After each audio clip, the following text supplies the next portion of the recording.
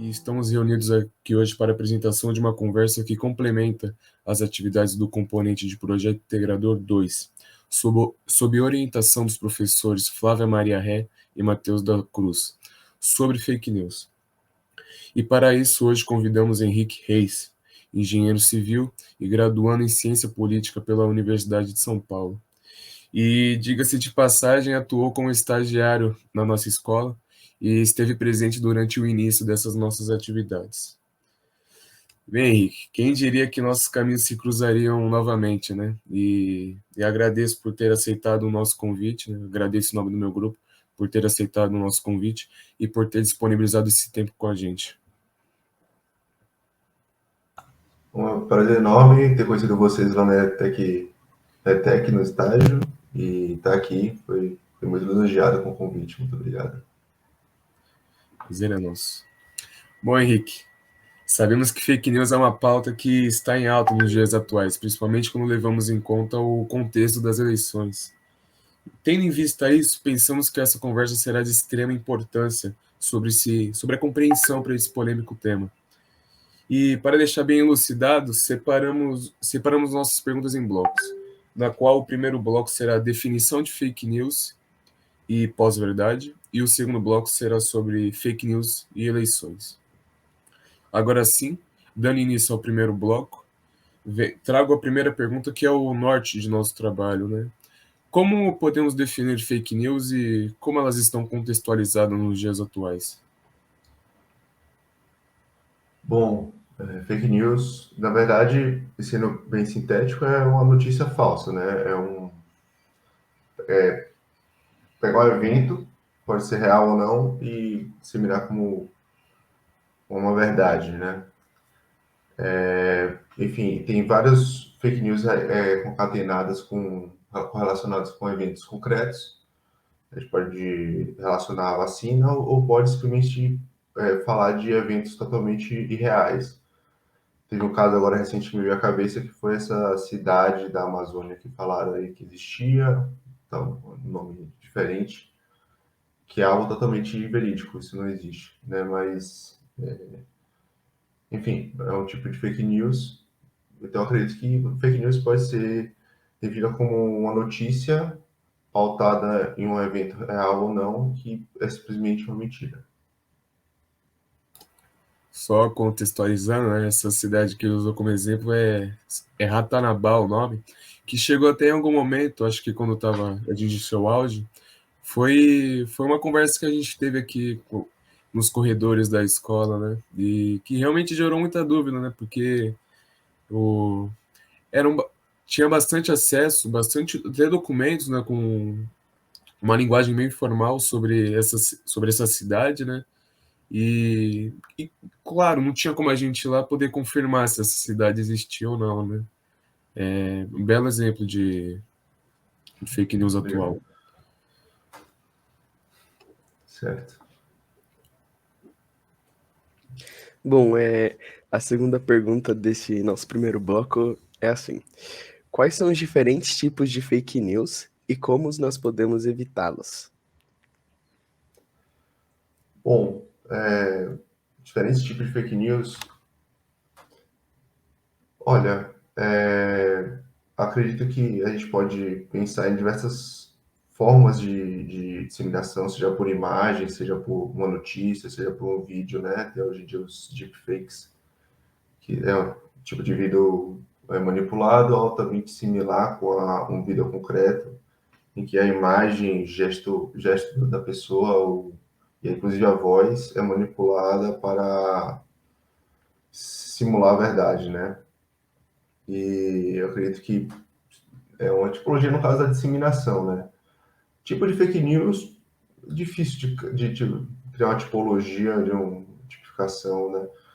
Das fake news, mas as notícias das fake news, elas podem se tratar de todo e qualquer assunto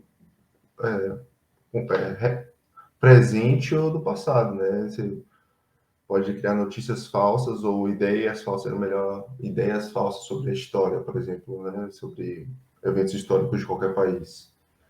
E você poderia repetir, por favor, a segunda parte, da tipo de fake news e como podemos evitá-las, não é isso? Muito Isso, bom. perfeito. Olha, é impossível você conseguir evitar se encontrar com o tipo de fake news, né? Seja pelo celular, seja, né, pelo computador, você vai se deparar com isso. A questão é você saber como lidar com a notícia que você recebeu ou com a imagem que você recebeu, né? Não tem muito como evitar. Então, o que eu diria para como mecanismo de não cair na fake news é, obviamente, pesquisar, né, ao receber e principalmente ter certos conhecimentos, né, de ter leitura, certos conhecimentos gerais e principalmente se questionar, né, se essa notícia você tem conhecimento bastante, se aquela fonte ele tem a credibilidade para você julgar como verdadeira a notícia. Então, acho que vale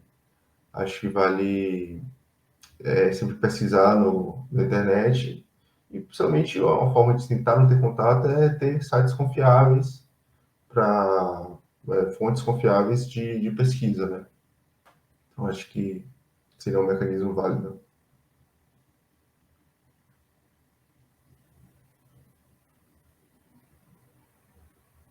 Bom, acho que a gente pode dar início para a terceira pergunta, então, agora. Por favor. Quais diferenças entre sátira e humor em fake news? Então, achei interessante quando os professores pautaram essa questão do sensacionalista, porque como eu vi a ascensão do sensacionalista, eu vi ele sendo construído, eu nunca olhei ele como uma possibilidade de fake news, né? Eu sempre enxerguei como uma sátira, uma questão de humor. Mas, às vezes, algumas colocações, para algumas pessoas que não entendem determinado assunto, podem soar como uma notícia relativamente verdadeira, né? Então, como podemos fazer isso, né? Olha, é bem difícil, vai ser aquela coisa. Se você tivesse conhecimento do assunto, tivesse um contexto para compreender aquela sátira, talvez você não ia interpretar como uma fake news, né? Então, a primeira é a interpretação de texto, a segunda é ter um conhecimento sobre o assunto. E é aquela coisa, se você for com uma dúvida entre uma sátira e uma fake news, cabe a pesquisa, né? Fake news, claro que tem umas notícias que são engraçadas, tem humor, tem questões assim, você fica meio incrédulo, você acreditar que pode ser verdade. E isso pode se misturar com humor, mas acho que essa é a diferença de construir uma comédia, construir uma brincadeira e tentar passar uma ideia de verdade, tentar passar uma ideia de informação quando é mentira, né? Então, cabe muito da interpretação da pessoa, da sua própria subjetividade, da forma como você lê, como você interpreta. E, principalmente, tem que sempre pesquisar, né? Tem que sempre procurar saber, caso você não seja um assunto que você domine, né? Por exemplo, essa questão da medicina, acho que, bom, eu não sou médico, vocês estão em formação ainda, então qualquer mentira que vinha em relação à pandemia, em relação a medicamentos, em relação à prevenção, era sempre uma coisa muito delicada, porque a gente não tem esse conhecimento sobre a medicina. Então, era importante pesquisar, procurar fontes, porque realmente não tem outra coisa a se fazer. É meio que repetitiva essa questão. É isso.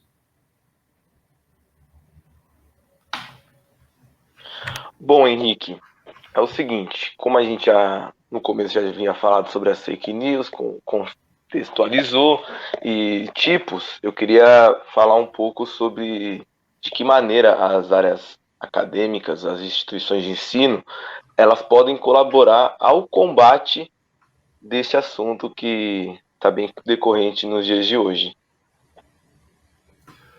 Olá, então, André, como você está? Prazer. Sobre essa pergunta. Bom, claro que as instituições têm certas obrigações, né, principalmente as públicas, de contribuir com o debate público, de trazer informações concretas para o debate público.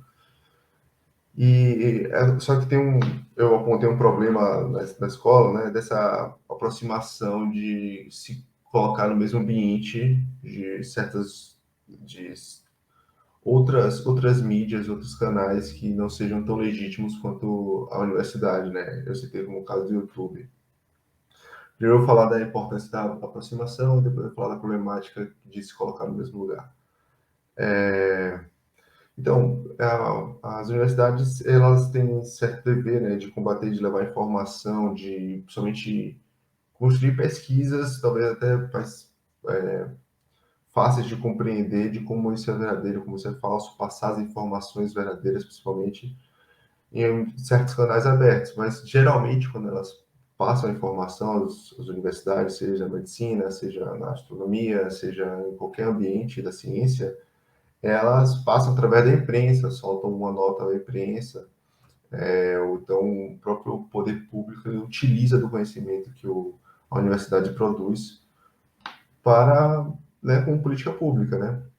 Então, eu acredito que as universidades têm, com as redes sociais, elas podem fazer vídeos, elas podem entrevistar pesquisadores, como a imprensa tradicional fazia lá nos anos 2000, nos anos 2010, nos 90, etc., né? De forma a aproximar as pessoas a esse tipo de conhecimento.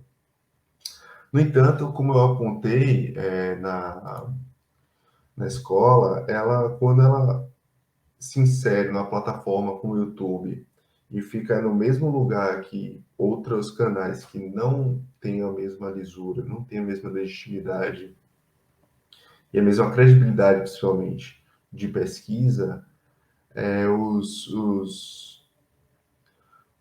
as pessoas que assistem, né, eu diria, os telespectadores, talvez, eles podem simplesmente julgar como eu discordo dessa opinião, eu discordo desse tipo de ciência e deslegitimar, né, descredibilizar a instituição que é construída, diria, há décadas ou séculos, né, como a Universidade Federal da Bahia, que eu já fui aluno, como a Universidade de São Paulo, que eu sou aluno hoje.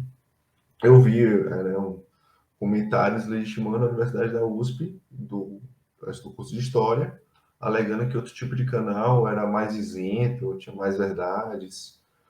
Isso desconsidera não só a universidade, desconsidera a própria metodologia científica que tem que ser empregada para se ter uma noção da verdade, se construir uma ideia concreta de verdade, né? Então, acho que esse é o ponto dessa aproximação. Cabe às universidades, né, terem certos canais de alerta, de informações, de transmissão de pesquisa.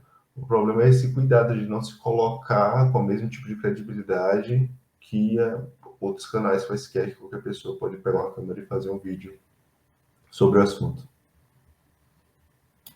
Antes de dar início para a próxima pergunta, eu queria fazer um comentário em cima. Um dos critérios que a gente usa para tentar não ser vítima de uma fake news é justamente buscar a credibilidade daquele que está transmitindo essa notícia, né? Óbvio, o histórico conta. Eu vou procurar por alguém que não compartilhou uma fake news, que não tem essa intenção de compartilhar, né? Nunca foi denunciado.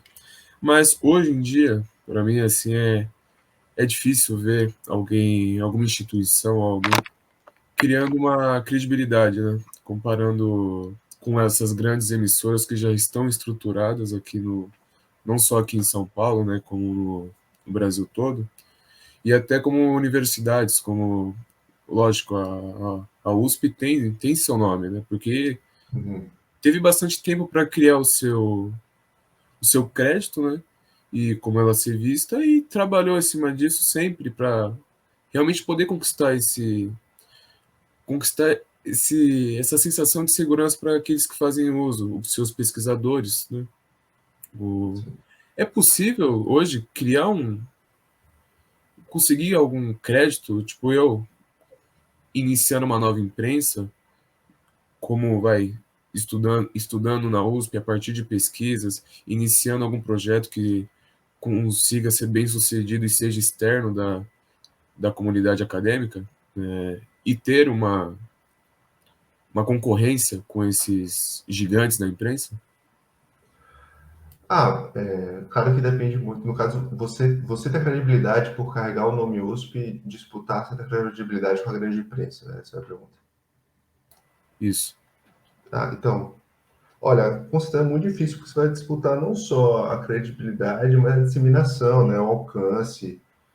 Então, o investimento que há por trás da grande imprensa, a conexão com pessoas importantes, tipo, a grande imprensa vai entrevistar grandes políticos, grandes artistas, grandes, né, intelectuais, é muito complicado você competir com esse entretenimento e essa rede que as grandes imprensa tem no Brasil, intrinsecamente, né, pela própria história, porque para ter uma televisão você tem que ter uma concessão pública, por exemplo, né? Então, sem dúvida é muito difícil. Agora, eu acho que é possível, é claro, carregar o nome USP, dar o nome de qualquer instituição de ensino federal ou estadual, uma universidade, dá credibilidade à pessoa, em certos aspectos, e aquela coisa, você tem que fazer um canal que consiga alcançar pessoas, entreter pessoas, e você vai conseguir seu nicho, né? Você não vai ter a mesma capilarização que uma rede de TV, mas com certeza você vai conseguir criar o seu nicho.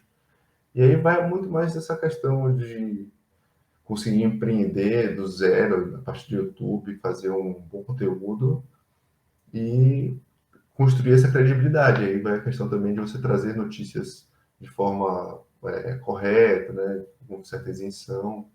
Então, acredito ser possível, sim. Só que não é fácil, né?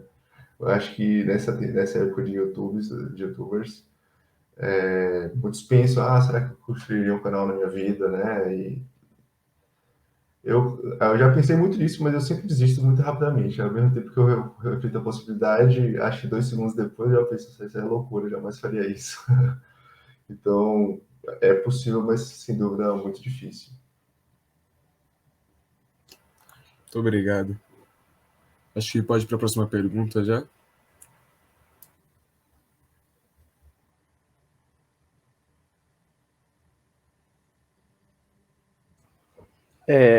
Então, para encerrar esse bloco, nossa próxima pergunta é: as fake news, elas devem ser fiscalizadas, né, ou regulamentadas por alguma legislação? Olha, essa é muito complicada porque você esbarra na questão da liberdade de expressão, que é uma pauta muito quente hoje em dia, né? Casos aí recentes da polícia e da atuação da justiça em relação a pessoas, né? Mas assim, voltando para a pergunta, desculpe, foi fugir. Olha, uma legislação em relação a fake news, eu acho que sim, eu acho que tem que ter. A questão é quem é que vai ditar qual é a verdade e qual não é. A questão é que tem algumas fake news que é sabidamente mentira e são propagadas com certos interesses, né? Então, é claro que não cabe a mim ditar qual tipo de legislação é ideal, né, para os casos, mas sem dúvida tem que ter algum tipo de legislação, porque você tem fake news que simplesmente mudam o comportamento das pessoas, né? Isso aí é um estudo recente, foi dado pelo jornal, pelo rádio, programa de rádio chamado É da Coisa, de que, tipo, certos eleitores de um candidato tomaram mais vacina e de outro candidato tomaram menos vacina. E, assim, as fake, as fake news, as notícias que rodam em cada campo, de certa forma, moldaram esse comportamento, né? Provocaram esse comportamento de não comparecimento, de não tomar vacina, que, querendo ou não, algo lesivo para a própria saúde pública do país e de outros países, né? Do nosso país, e no caso de outros países, com certeza tem tipo, essas ocorrências, né? Você tem fake news em relação às urnas eletrônicas, que particularmente é mais minha área, né? Eu conheço muito mais, que é engraçado, assim, eu sempre, desde quando eu não tinha a sua idade, eu tinha total noção de como as urnas eletrônicas eram algo altamente inovador, que pouquíssimos países utilizavam e que era altamente legítimo e liso, né? Concreto, com muita credibilidade, com muito acerto. Então, ver essa mudança da mentalidade das pessoas quando você conversa com elas sobre as urnas eletrônicas realmente é um ambiente muito estranho para mim de compreender, e isso é totalmente bem a partir de fake news, né? que nesse caso vem das próprias instituições de representação do poder público, né? Isso que é mais, nesse caso das urnas, é mais chocante, é mais complicado de lidar, porque tipo, como é que você vai lidar como é que você vai utilizar certas leis para coibir fake news, que acho que foi a pergunta anterior, para lidar com a própria institucionalidade eleita, né? Então, isso é muito complicado, mas que tem que haver algum tipo de revisão no futuro. As leis podem, de certa forma, agir posteriormente a esses casos, né? Então, acho que é isso. É claro que a liberdade de expressão está sempre em primeiro lugar, mas as pessoas não podem dizer tudo o que querem, não podem disseminar tudo o que querem, por quê? Porque eu quero, não, porque simplesmente a lei não permite que você faça apologia de partido, né, nazista, você não pode ser racista, e você proferir essas palavras, você está cometendo um crime. Simples assim, você não pode ser racista, utilizar a palavra de forma racista, você não pode fazer apologia de certas ideologias que disseminam o ódio, né, e matam pessoas. Então, a liberdade de expressão tem esses limites por lei, né, e as fake news têm esse poder de manipular as pessoas, de mudar comportamentos, ao mesmo tempo desestabilizar a democracias, não só no Brasil, no mundo todo.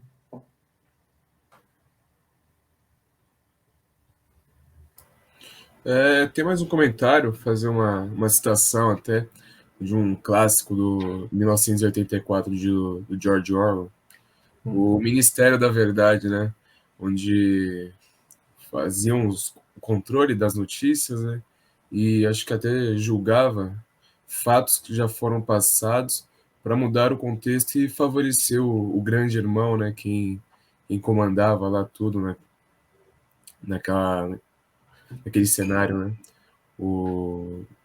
E que muitas vezes foi usado como interpretação para isso, que é algo até recente em tramitação no Congresso Nacional, que era a PL das fake news, né, o projeto de lei que está sendo tramitado ainda ou está arquivado, já essa parte específica já não me ausento dessa informação, mas é algo de se pensar, né? Realmente a liberdade de expressão, como já foi dito aqui anteriormente, as sátiras, né?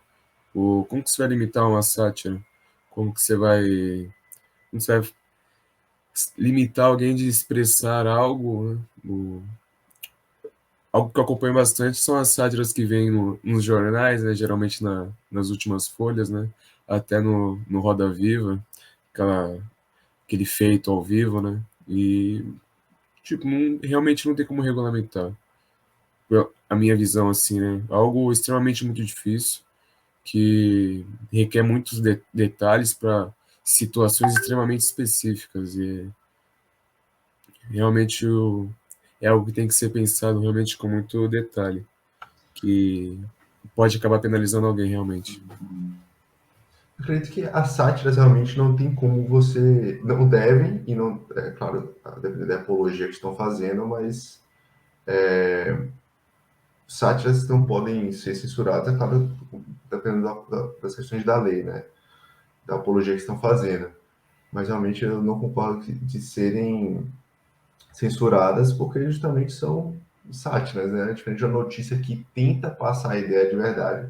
A sátira não tenta usar uma ideia como se já fosse concreta, como se fosse tipo assim, um evento que ocorreu concreto, e fazer uma brincadeira em relação a isso. Uma fala como você falou, Roda Viva, uma fala do entrevistado, ele é meio distorcida, mas faz uma brincadeira em relação ao que ele fala, mas querendo ou não tem um ambiente de verdade ali. Eu, particularmente, nada que eu não gosto, eu discordo um pouco da sátira, claro que o cara é genial, né, não é simples achar, mas não é muito do meu gosto, particularmente. Mas é claro que tem uma certa verossimilhança, ele não está fugindo nem criando uma mentira absurda, parte de uma ideia meio concreta. A fake news não, ele tenta criar dar uma ideia concreta, né, para te dar uma nova verdade e com certa repetição e um encadeamento dessas fake news, você cria uma nova verdade, né? Você cria uma nova lógica para o seu comportamento. Enfim, Né, para eu acredito que pode ser até interpretado, né, as sátiras, né, por alguém contra do que como uma pós-verdade, né? Realmente, não foge do ponto inicial, né, da estaca zero, da onde realmente partiu a criação, a idealização dessa sátira, né? Mas corre bastante risco de uma outra interpretação, né? Por alguém que não entendeu o contém ironia, né?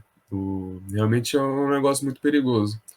E, e se trata realmente de liberdade de expressão, que já é algo visionado, né? Como realmente você não pode ser racista, você tem que fugir disso, né?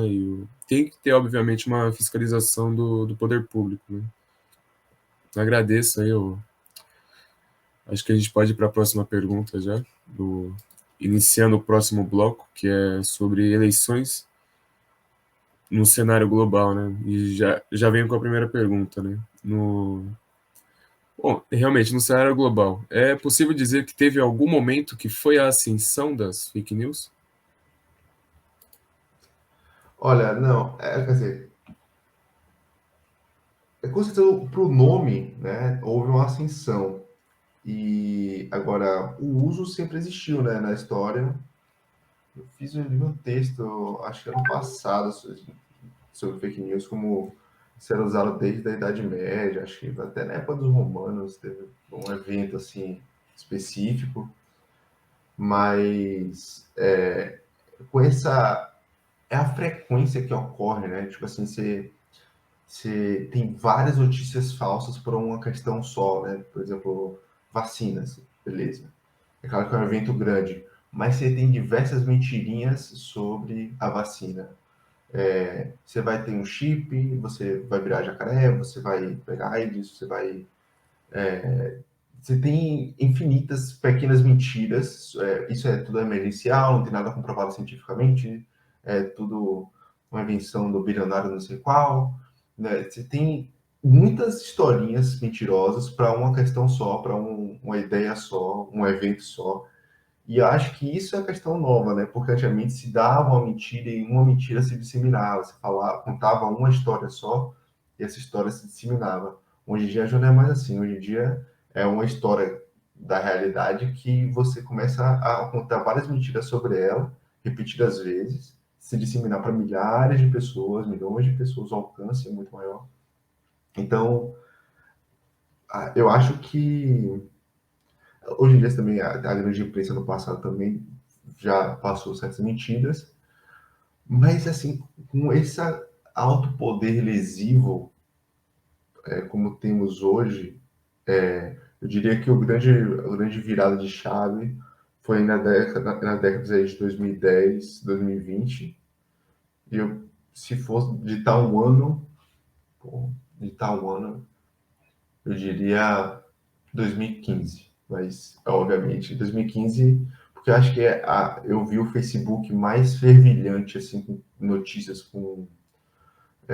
depois das eleições de 2014, nos Estados Unidos já tinha mais, né? Mas teve no outro ano as eleições de 2016, mas teve o Brexit lá no Reino Unido, acho que foi 2015 o Brexit.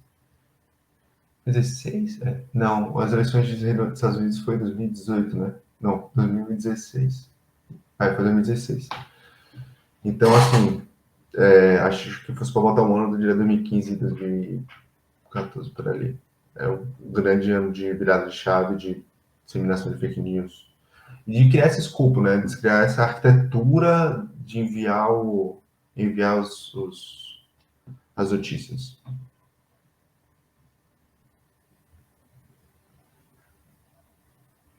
Bom, Henrique, nesse mesmo sentido, como que a gente pode esperar para essas eleições que estão vindo agora no mês de outubro, né? Ontem já começou o horário eleitoral, então que a gente pode, como que pode ter um contexto, um cenário assim para essas próximas eleições que estão vindo aí?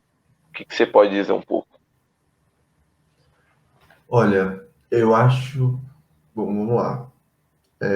As fake news vão ocorrer de forma muito similar ao que como ocorreram em 2018, na minha opinião. Mas eu acho que terão menos força, porque Porque o esquema de propagação, né, os financiamentos, a máquina que existia por trás, internacional inclusive, eu acho, é difícil dizer quem são, né, mas eu imagino que o poder público, principalmente o Tribunal Superior Eleitoral, o TSE, ele já tem muito mais noção de quem são os financiadores, de onde veio esse sistema de envio de mensagem. Eu acredito que tem mais chance de ser coibido e principalmente o financiamento vai ser mais complicado. Agora, claro, tem pessoas mais pontuais, assim, tem um sistema menos articulado como era em 2018, que tem esse poder de propagação, que cria o fake news por si mesmo, né? Hoje em dia tem a própria plataforma do governo, né? As próprias TVs, que teoricamente são TVs separadas do poder público, mas você pode ver claramente são porta-vozes, né? Do poder público. Agem como porta-voz de certos candidatos, né? Então, assim, são teoricamente imprensas livres que, né, estão lá para descobrir a verdade, serem imparciais, etc., mas elas agem como porta-vozes do próprio. Isso, assim, tem para os dois lados, só que hoje em dia tem, vamos dizer assim, literalmente uma TV com muito mais poder que apenas sites de notícias, né? Então, é uma diferença grande. Então, o que é que eu posso falar assim das eleições? Com certeza terá fake news, demais, assim, bastante. Só que eu acho que vai perder um pouco do direcionamento que teve no passado. Não sei se você assistiu o documentário Privacidade Hackeada, que eles falam da Cambridge Analytica, que é uma empresa que coletava dados do Facebook e outras plataformas, e eles conseguiam mapear geograficamente as pessoas e ter um índice de consciência, de se ela ficava nervosa com certos aspectos, sobre as ideias dela, vamos dizer assim, um mapeamento subjetivo do pensamento da pessoa, de cada pessoa, de não sei quantos milhões, era tipo 5 mil dados, acho que era esse a estatística, era 5 mil informações sobre cada eleitor americano.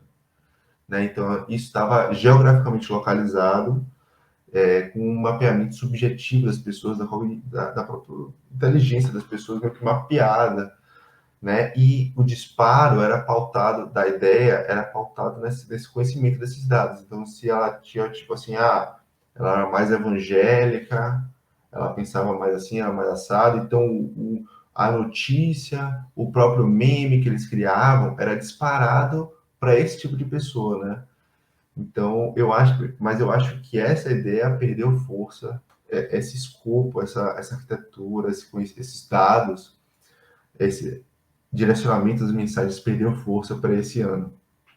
Não acho que vai ter esse poder de direcionar perfeitamente a fake news, a mensagem que a candidatura quer passar. Terá essa diferença, estará enfraquecido. Mas ocorrerá, sem dúvidas, como ocorreu em 2018, assim, existirá fake news, com certeza. As famosas mensagens que tem um direcionamento em massa, né? Muitas vezes feito por robôs. Acredito que acho que é até mais fácil de poder mapear, né? Saber reconhecer perfis, tipo, qualquer rede social, seja no Facebook, Twitter, Instagram, né? O poder saber realmente com a experiência que vem, né?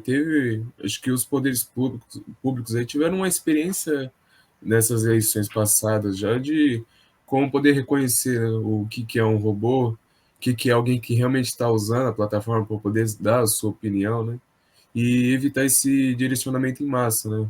Mapeando e, obviamente, bloqueando e tentando excluir, acho, a capacidade de poder criar outro perfil com a mesma intenção, né? O, mas fugindo um pouco do tema, né, sobre essa opinião pública, né, que algumas TVs parecem que são estatais, né, por ter uma opinião realmente muito próxima e relativa comparada a quem está representando, né? Foge muito da nossa segurança, né? Que a gente muitas vezes pensa que tem que ter algum conforto, assim, questão de segurança, tem que ter alguém em confiar. E você vai justamente atrás dessas grandes emissoras e acaba sendo esmagado por uma opinião deles, né? E, óbvio, assistindo frequentemente, você acaba sendo influenciado, né, por algo que não deixa de ser verdade, mas que uma interpretação errada pode acabar levando até a tal pós-verdade, né? Acho que é algo que até fugiu da gente aqui.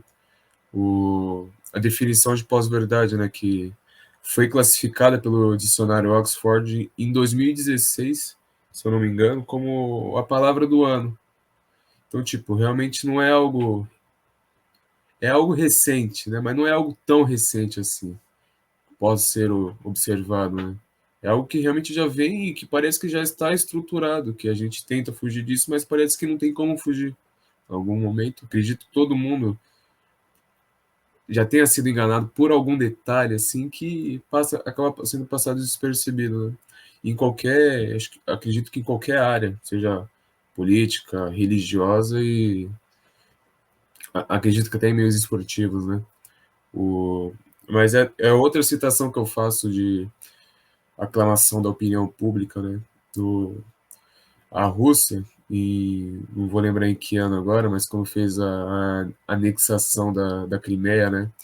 Algo que não era visto desde a Segunda Guerra Mundial, algum estado pegando para si o território de outro estado, né? Usou para influenciar, acredito que a opinião pública externa e internacional, né? E a opinião dos moradores da região da Crimeia, o fake news, né? De pessoas.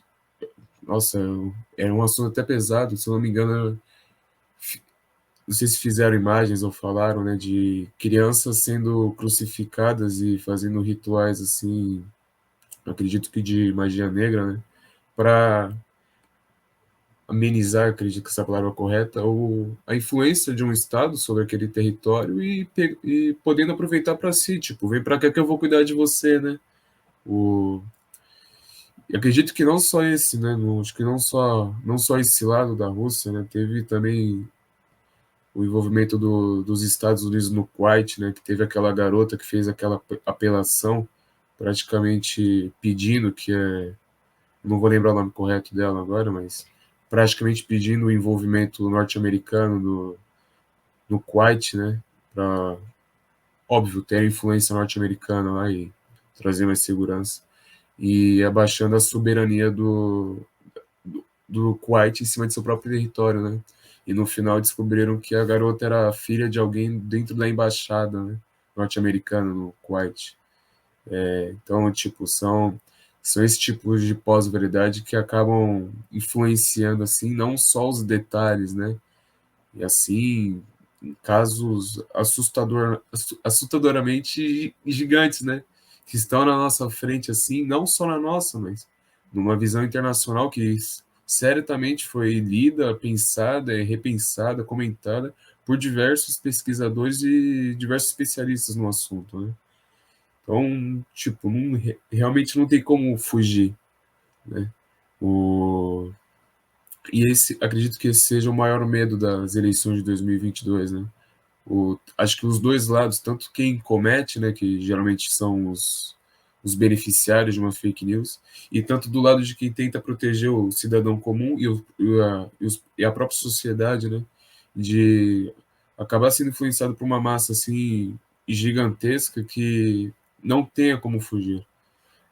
Imita uma opinião assim que não fuja da verdade, mas que leve a uma interpretação negativa, né, algo que retrocessa o fato. Então, tipo, é o que o senhor disse, eu acredito que todo mundo saiba que as fake news terão fake news, as eleições agora de 2022 terão fake news, e eu já vou até aproveitar o gancho aqui, uma pergunta que surgiu agora.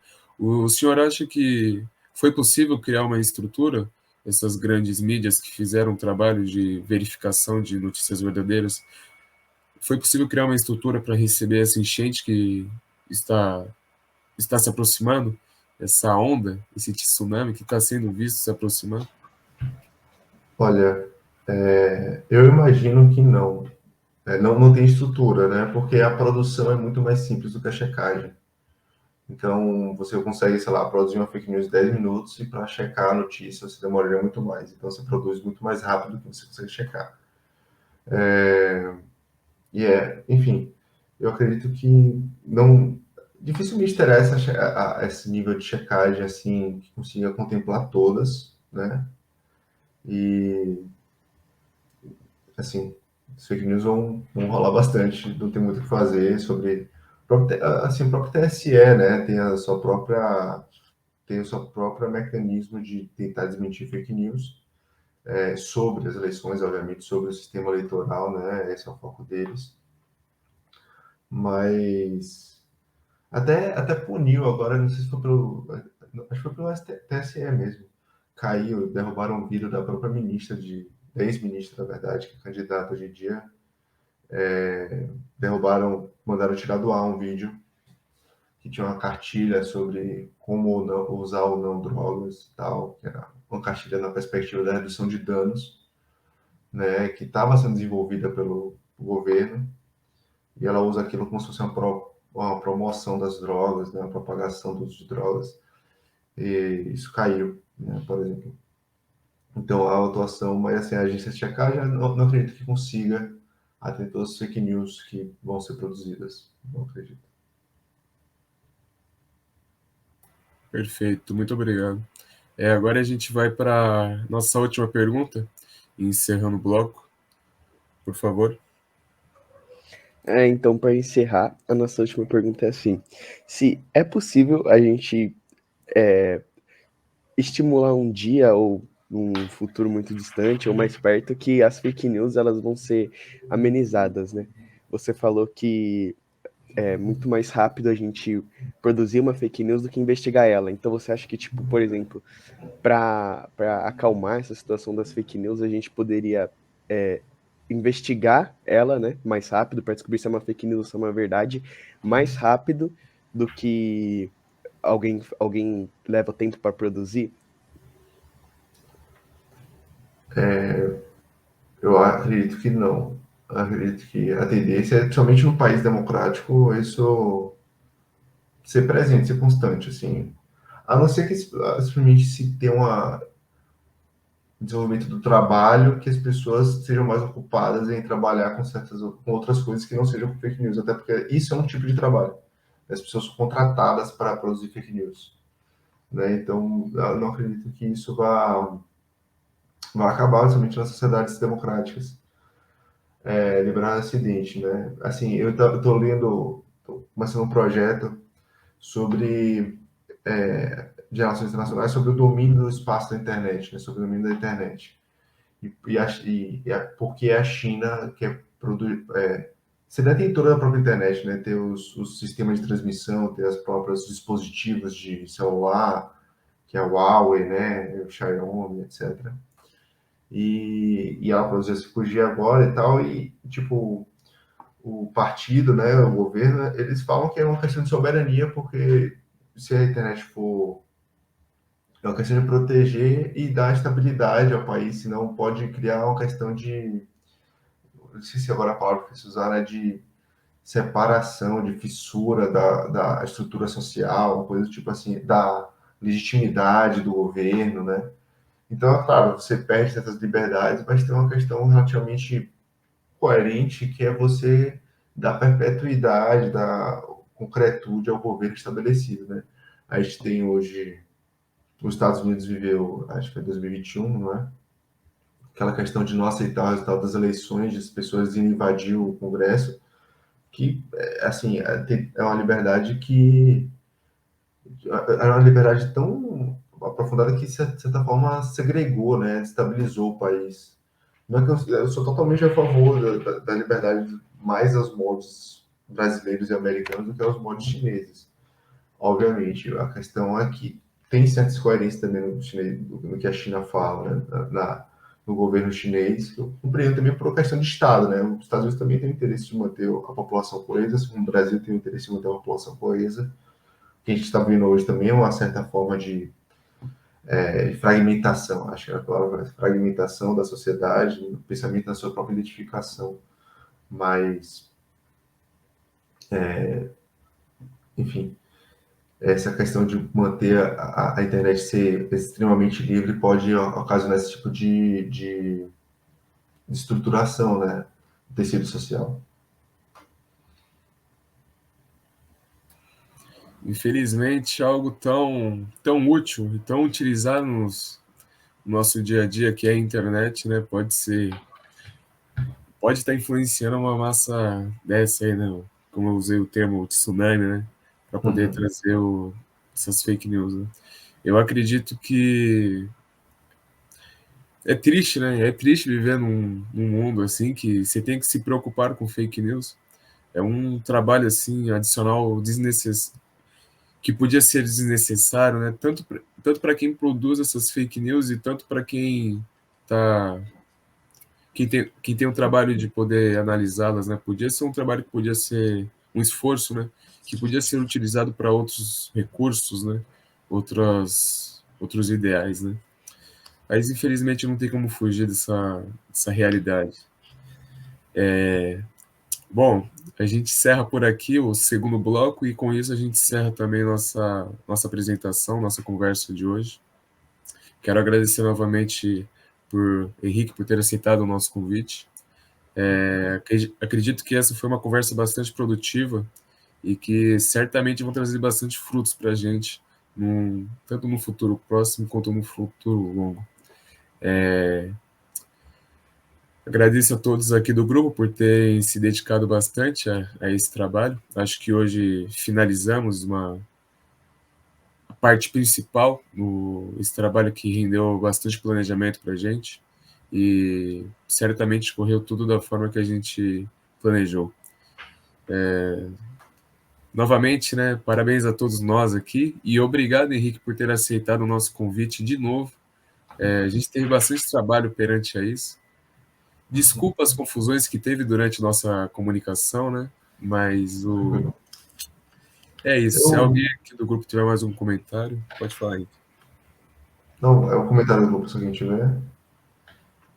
Eu queria agradecer de verdade ao André, ao Moroni e ao Felipe, e ao você, Fernando, pelo convite. Eu fiquei muito lisonjeado pelo convite. Desculpa te cortar. Tem a Gabriele Rodrigues também, ela está no bastidores aqui cuidando Gabriele, da nossa manutenção. Gabriele, muito obrigado pelo convite, fiquei muito feliz, de verdade.